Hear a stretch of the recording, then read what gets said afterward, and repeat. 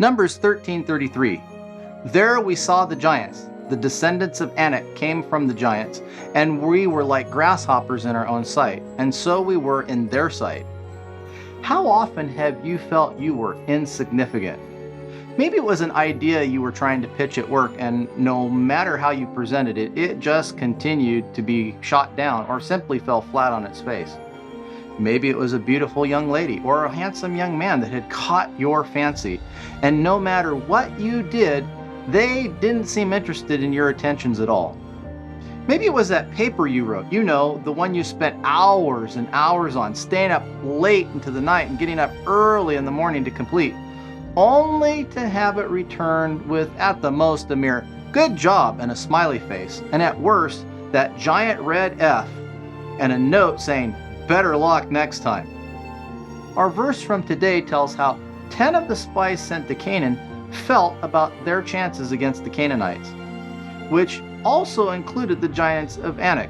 They felt small and insignificant. The problem? Like Joshua and Caleb, they had lost sight of God in the equation of meeting the challenges of life. They had forgotten how God plus you equals victory. And this is a problem. You see, God's math and our math are not the same. We look at challenges and say, "Oh, woe is me. 1 plus 1 equals 0. Well, God says, "Why are you putting me in a box? I cannot be contained by your fears and limitations."